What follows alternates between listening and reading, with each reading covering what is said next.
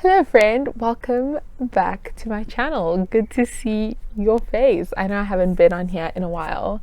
I filmed like a few videos this year, maybe like one or two, but I just never uploaded them. And so yeah, hi, how are you doing? I've got my warm cup of hibiscus tea. It's like pink tea.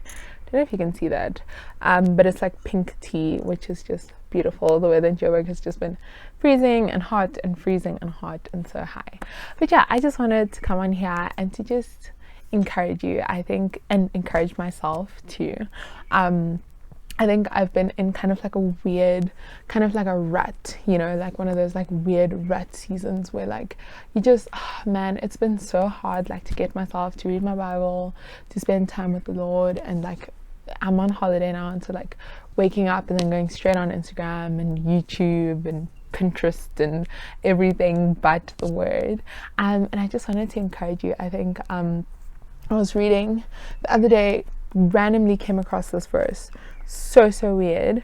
It's in Romans 5. It's Romans 5 verse 5, and so I'll just read maybe even from verse 1, but it says, so from verse 1 it's talking about how we've been justified through faith and we have peace with God through Jesus, and then through Jesus, we have gained access by faith into this grace that we now stand in, and we boast in the hope of the glory of God. So verse 3 says, not only so, but we also glory in our sufferings, because we know that suffering produces perseverance, perseverance character, and character hope.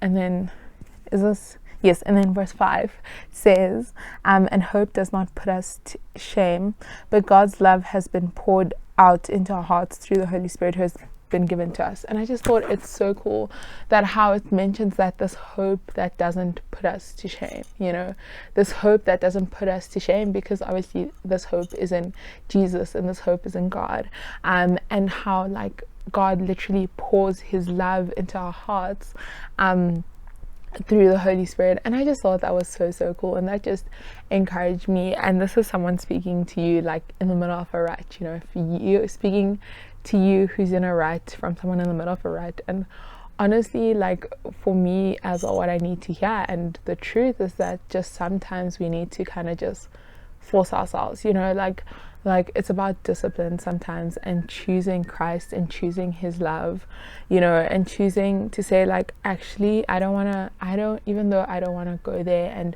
face these things, I'm still gonna just show up, you know, I'm still going to every day, even if it's like 20 minutes, I need to show up and spend time with you, Jesus, because of who you are, you know, and I'm not going to doubt your character. I'm not going to question that. I'm going to stand in the truth of that.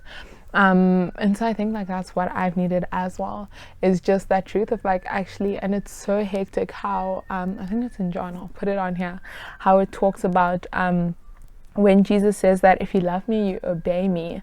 And that always gets me, because it's so easy not to obey, not to spend time with him, right? Not to give him that first time of your day, you know, not to love those around you, not to forgive.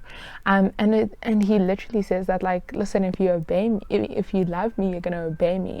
And obviously if you're not obeying, then that shows a lack of love and a lack of commitment. And sometimes we just need to choose Jesus, you know, and sometimes we just need to force ourselves to sit with him, and force ourselves to be there and to go there and to deal with the things that God is calling us to deal with, you know.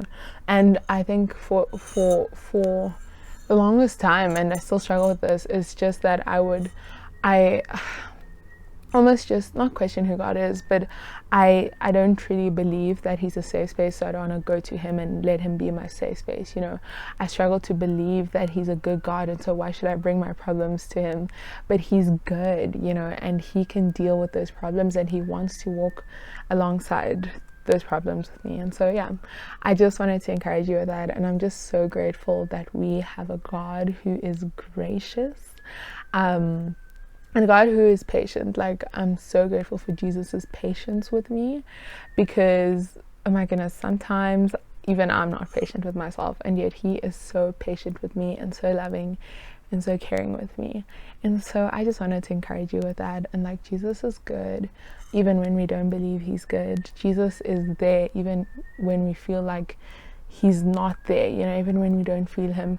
And rather than running, rather than crying in your bed or being frustrated at this person or being angry by yourself, like take that to the feet of Jesus, you know, be angry at the feet of Jesus, cry, weep at the feet of Jesus. And so I hope that encourages you. That's what I've needed, you know, lately. And so yeah, I hope you're having a lovely Sunday. Oh my goodness, so many exciting things happening, so many new plants. As you can see, that's a dream plant of mine, definite plant tour from beginning of 2020, but also from now coming your way. And so yeah, exciting stuff. I hope that encourages you, because that's what I needed to hear today. Right, I hope you grab your warm cup of tea. I'm gonna go back to bed and have a lovely day. Bye.